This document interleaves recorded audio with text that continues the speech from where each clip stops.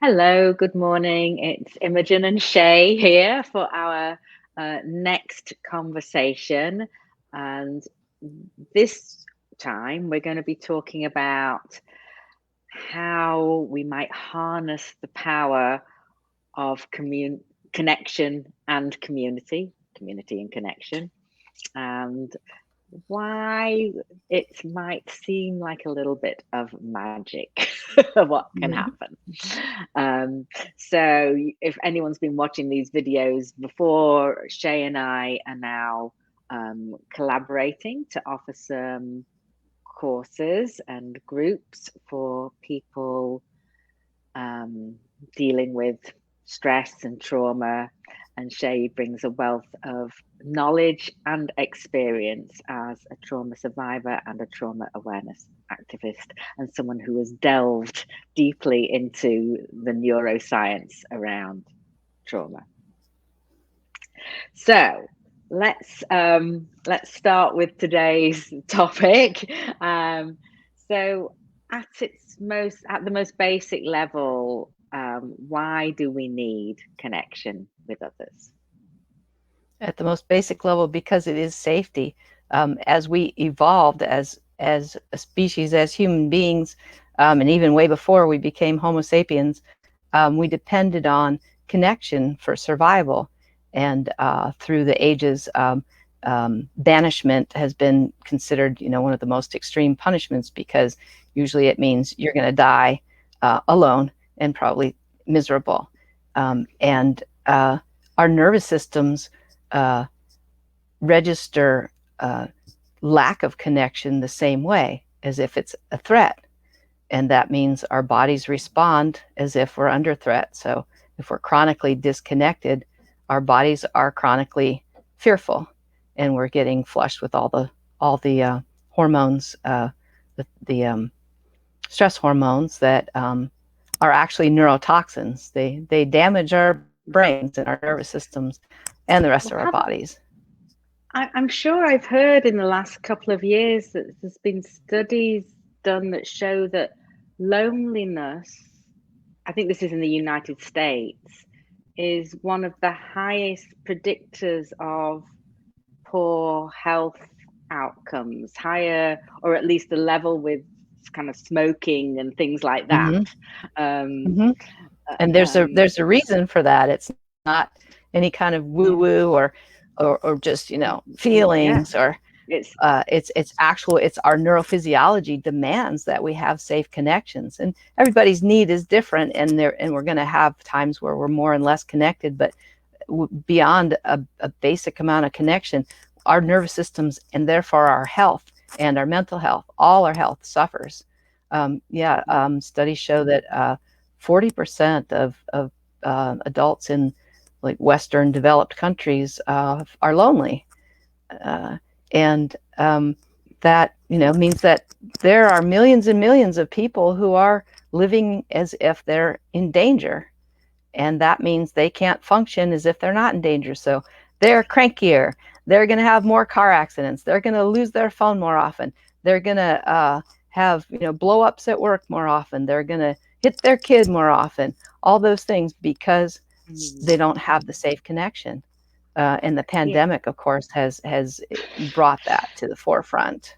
So many yeah. people are just really distressed, and after 3 years of isolation, it can be really hard to come back into society and participate because our nervous systems have lost that capacity.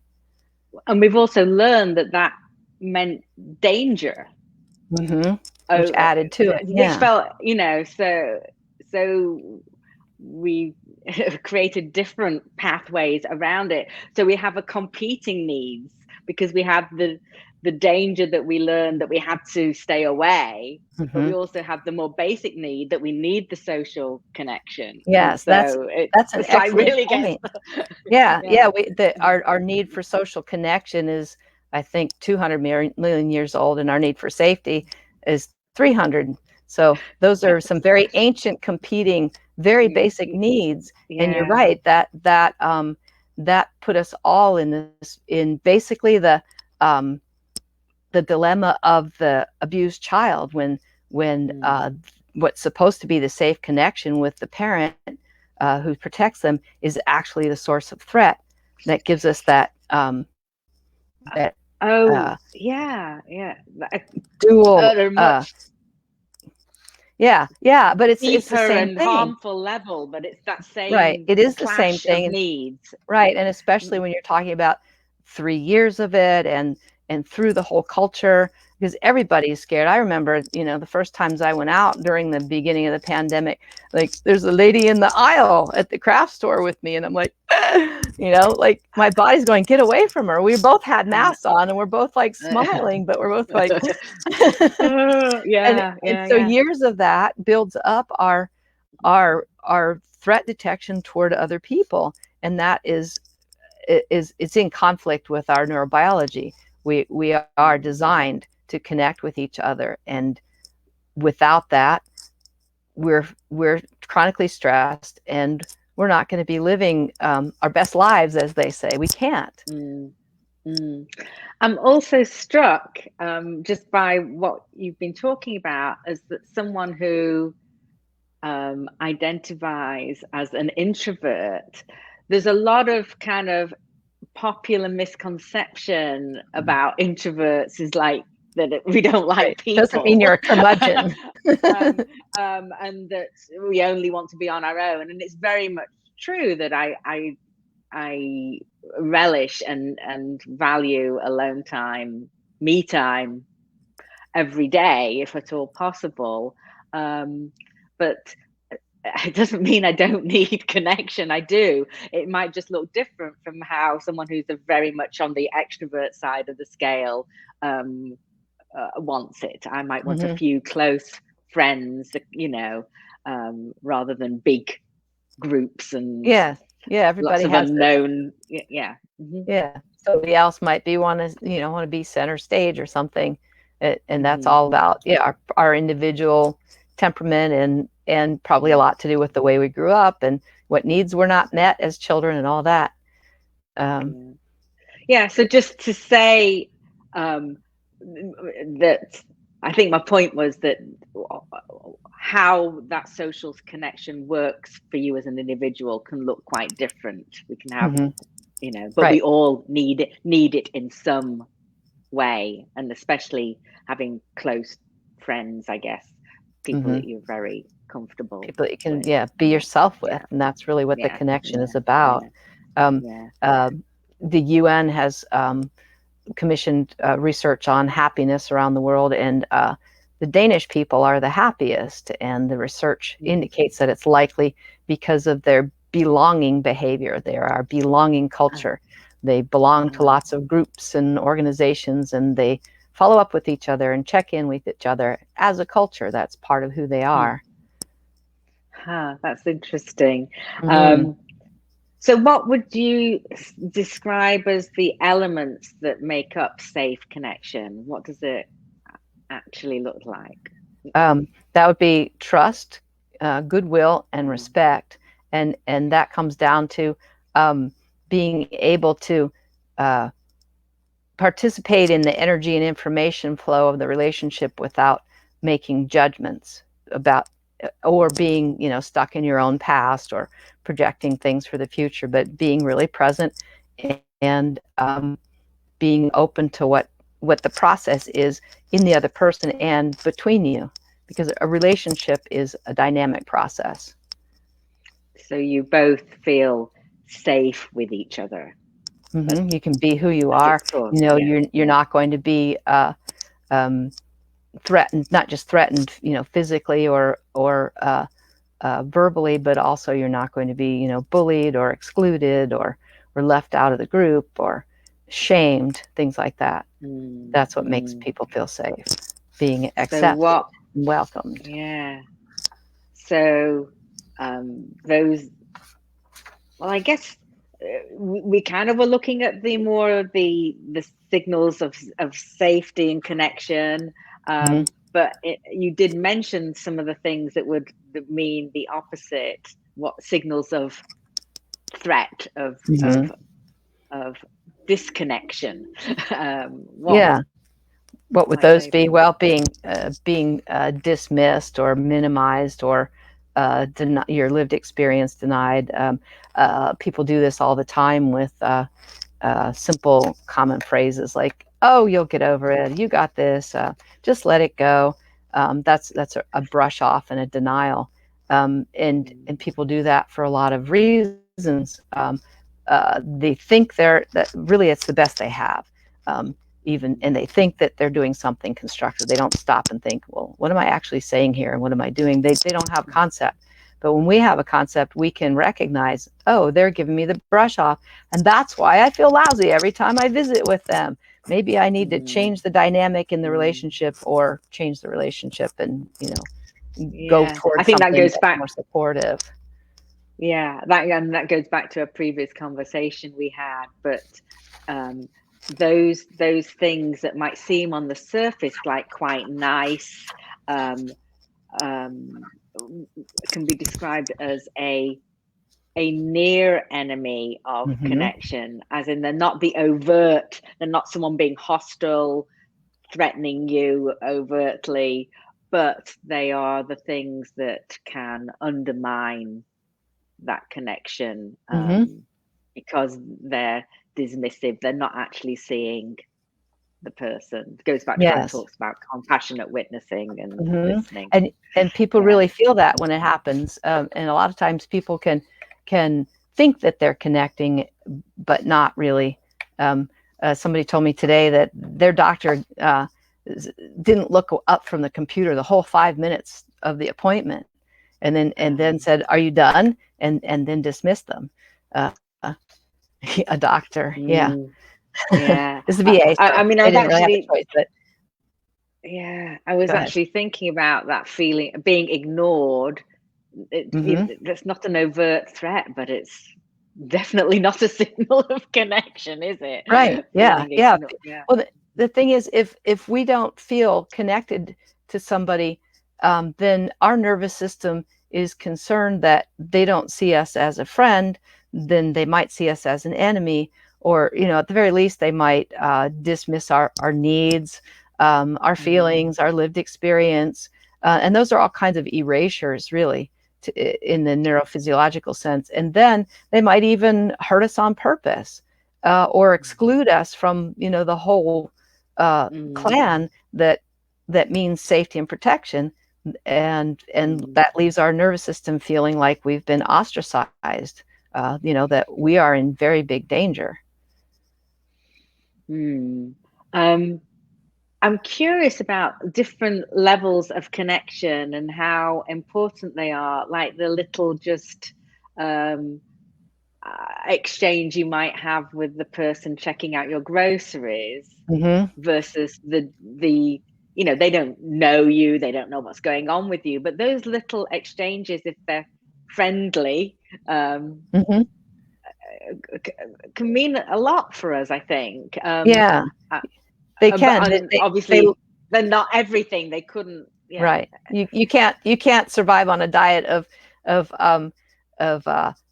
basic communications at the store, Right. neurophysiologically, but they do add up, and Mm, that's one of the nice things about getting out and doing shopping, is having an interface with somebody just for a few seconds. mhm, um, and especially like if you make it real, like you compliment their jewelry or something like that, and that often opens up the pathways for more genuine mhm. connection, rather than here's your change and da da da. um, Yeah. and you can see a ripple effect if you could stand there and watch, like, all the people that affected. Maybe the person Mm, behind you laughed at the little comment that you made, and that made them more chipper, so when they came up and talked to the person, their exchange was better, and then they went off over mm. there and were nicer to their kids. That's how it works. Yeah. There's a Yeah. ripple Yeah. effect, and if we understand just the basics of our neurobiology, and what it means when we connect, then we can use that to create opportunities and freedom for ourselves that we otherwise wouldn't even imagine. Mm. So, what would you say is the difference between fitting in, which we might do to survive, and being in true connection? Hmm. They're opposites. Fitting Yeah, in but is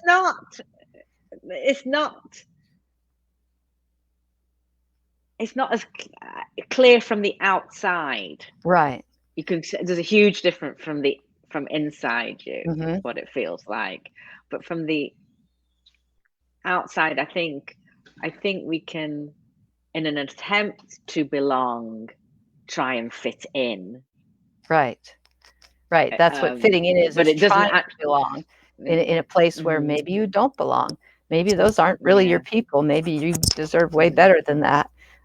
Especially if you have to fit in, then you're trying to change yourself to meet some kind of group standard that's actually dehumanizing to you and mm, everybody in the mm-hmm. group. Who wants to be in a group of dehumanized people where the rule is be dehumanized or get out? I think, I get out. Uh, and Yeah. build another I group mean, of people that respect me for who I am.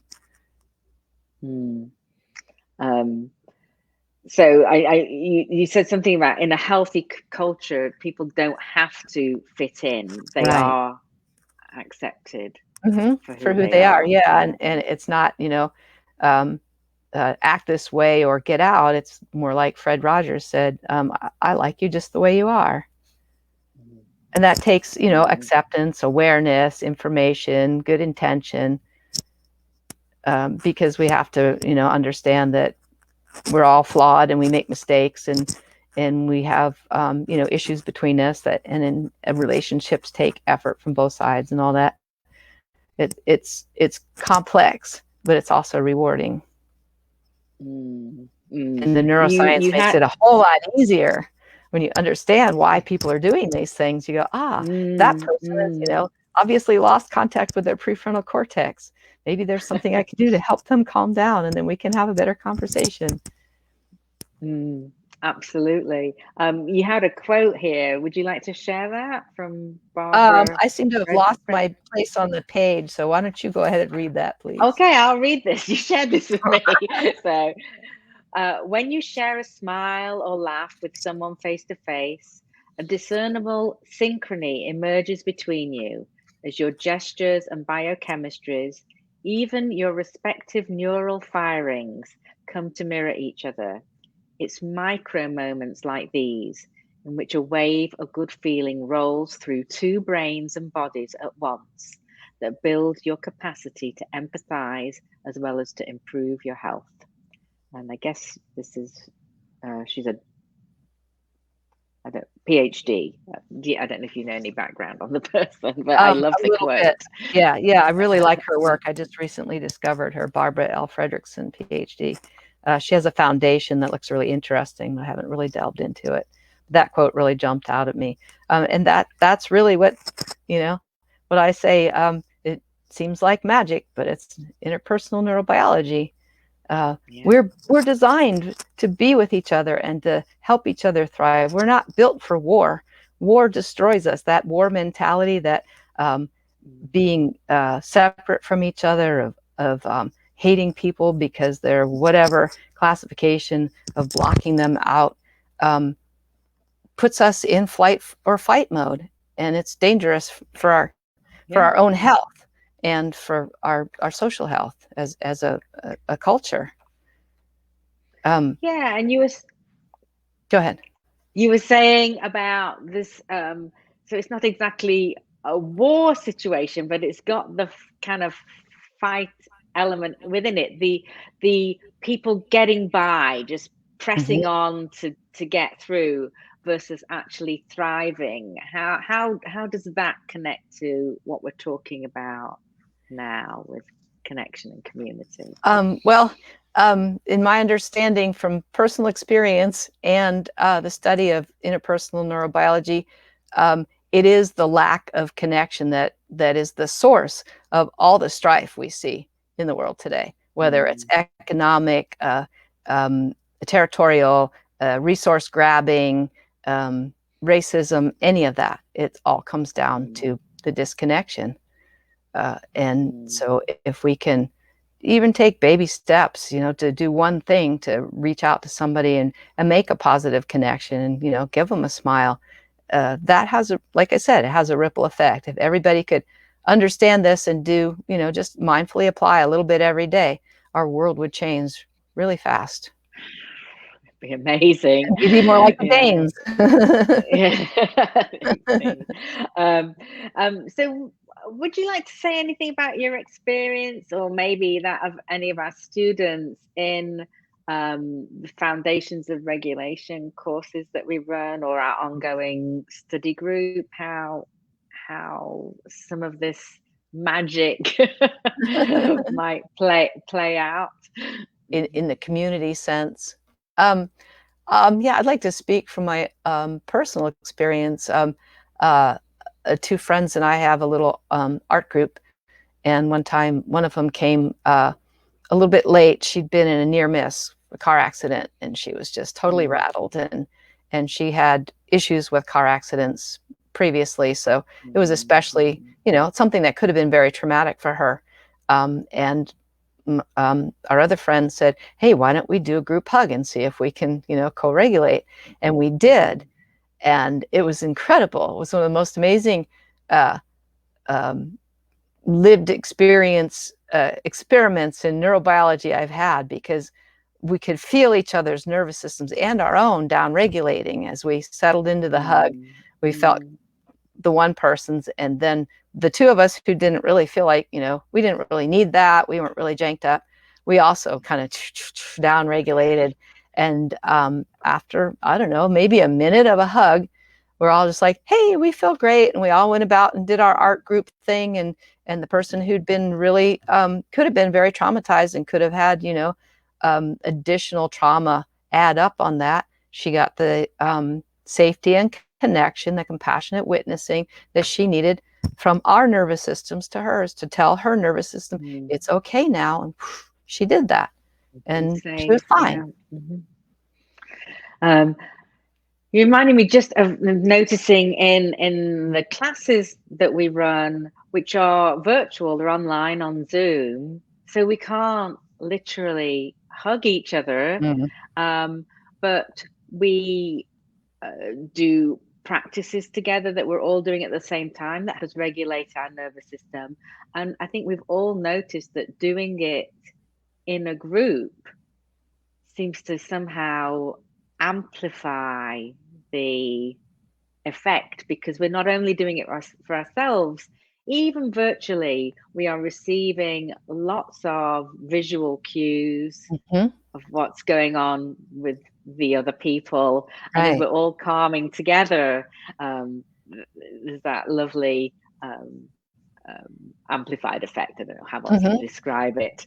Um, um, Yes, in my experience, it seems like the larger the group that is uh, attuned and that resonating, that's it's called resonance, yeah, when we're we on the kind of same sync up, vibration. don't we? Right. Yeah. Yeah. The Hmm. larger the group, the more powerful the effect.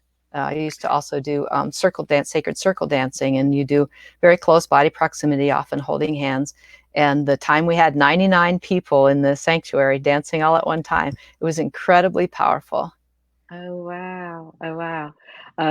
I'm also thinking back to our group, and like if someone has shared something very difficult uh, that's going on with them, we see all these gestures of compassion Hmm. or just facial expressions, and Hmm. that, while not the physical feeling of the hug, but that is helping each Yes. other. Right. Yeah. The compassionate witnessing that we Mhm. all need, and it's always in little bits. And that's one of the things I love about the class and study group. It's a safe container where we know we can do these things, because the culture that you started and we built on, of being compassionate, and building that sense of safety, and that practice in the group can help us do the same thing outside the group and feel safe with other people as well, because we're building those neural pathways for that. Yeah, yeah, yeah. Um, Anything else you'd like to say before we start to wrap up today's Hmm. conversation? I think we've covered everything, haven't we? It seems We've like it. certainly covered a lot. So what There we're is one doing, thing though, actually, yeah. I thought of the one of the problems in our culture with the lack of connection is that we pay entertainers to do things that we're designed to do together. We watch people on a stage or on TV while we're, alone, and we're made to play music and dance and drum and sing and all those things together. Those are really good ways to co-regulate and build that safe connection and find that resonance with other people, and especially because those involve generally large muscle movements, so that adds to the integrative effect. And that's one thing I forgot to mention, that interactions that are safe are integrative. They help integrate our brains. And that means we can do things better, like regulate our nervous system and our emotions and our behavior. You're making me think, some of the practices we do in the group have very little movement, and some have, we're not dancing around the room, but some have larger movements. Mm-hmm. And I think that adds to the effect of when we're all doing these movements kind of synced.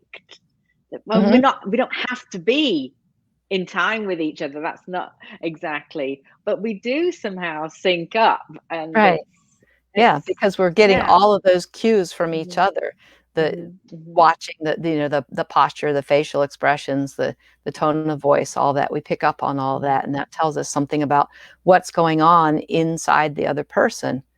And that helps us feel safe, especially if the info that we're getting is telling us that we're safe. mm.